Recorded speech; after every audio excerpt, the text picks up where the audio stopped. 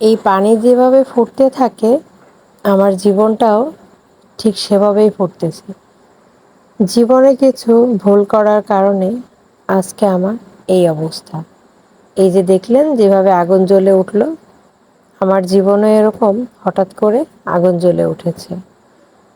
আসসালামু আলাইকুম, কেমন আছেন সকলে? আশা করি সকলেই ভালো আছেন। বাচ্চার জন্য ফিডারে দুধ বানাবো, তার জন্য প্রথমে ফিডারটা ধুয়ে নিলাম। এ কাজটা আমি সবসময়ের জন্য করে থাকি।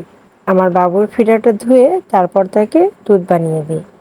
আপনারা অনেকেই চিন্তা করবেন আমার বাচ্চাটা হয়তো বা ছোট, কিন্তু না, আমার বাচ্চার বয়স 4 বছর চলছে, কিন্তু ও এখনো ফিডারে দুধ খায়। এটা অনেক ভালো লাগে।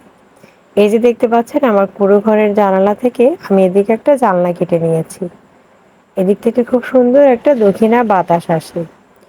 অনেকদিন ধরে আমার এই ট্রাইপডটা দিয়ে একটা ভিডিও করতে চাচ্ছি, সেটা হচ্ছে না। তার জন্য আজকে এটা বের করেছি। ট্রাইপডে কিন্তু মোবাইলটা লাগিয়ে ভিডিও করছি।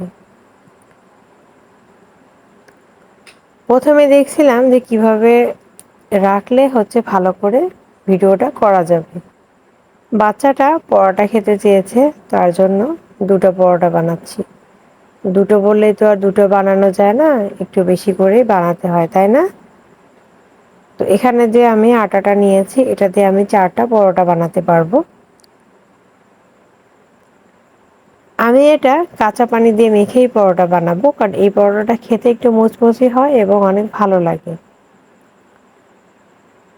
আমার জীবনটাও ওই গরম পানির মতো এখন ফুটতেছে। জানি না কবে আমি এই ফুটন্ত গরম পানি থেকে বের হতে পারবো এবং আল্লাহ কবে আমাকে একটা সুখের জীবন দিবে। সবসময়ের জন্য আপনারা চেষ্টা করবেন অন্যের অধীনে না থাকার। কারণ আপনি যদি অন্যের অধীনে থাকেন, তাহলে আপনার নিজস্ব কোনো ইচ্ছা বা ভালো লাগা থাকবে না। সে আপনাকে যেভাবেই বলবে আপনার ঠিক সেভাবেই চলতে হবে। এটাই হচ্ছে দুনিয়ার নিয়ম। জীবনে কিছু ভুল করার কারণে আজকে আমার এই পরিণতি। আমি কখনো টাকা গোছাতে হবে বা গুছিয়ে রেখে কিছু একটা করতে হবে, এটা আমি কখনোই চিন্তা করিনি। যার কারণে আমি আমার লাইফে তেমন কোনো কিছু করতে পারিনি। শ্বশুরবাড়িতে আসার পরে আমি হাড়ে হাড়ে টের পাচ্ছি জীবনটা আসলে কেমন। এখানে এসে আসার পরে আমি বুঝতে পেরেছি জীবনের টাকা কতটা গুরুত্বপূর্ণ এবং একজনের অধীনে থাকলে কি কি সহ্য করতে হয়। আপনার স্বামীর যদি ইনকাম না থাকে, তাহলে শ্বশুরবাড়ি যেয়ে আপনার সবার কাছে ছোট হয়ে থাকতে হবে, আর সবার কথা মতো আপনাকে উঠতে হবে আর বসতে হবে। এই জীবন থেকে আল্লাহ আমাকে কবে যে বের করবে সেটা আমি জানি না। আপনারা সকলে যদি আমাকে সাপোর্ট করেন এবং আমার পাশে থাকেন, আমি অবশ্যই আল্লাহ তাআলার অশেষ রহমতে এই বিপদ থেকে উদ্ধার হতে পারবো। অনলাইনে আমি আজকে থেকে না, অনেক দিন থেকে, কিন্তু ফেসবুকে বেশি দিন না। এর আগে আমি ইউটিউবে রেগুলার ভিডিও আপলোড করেছি। কেন জানি আমার অনলাইনে টাকা ইনকাম করার ইচ্ছাই আমার থেকে গেছে।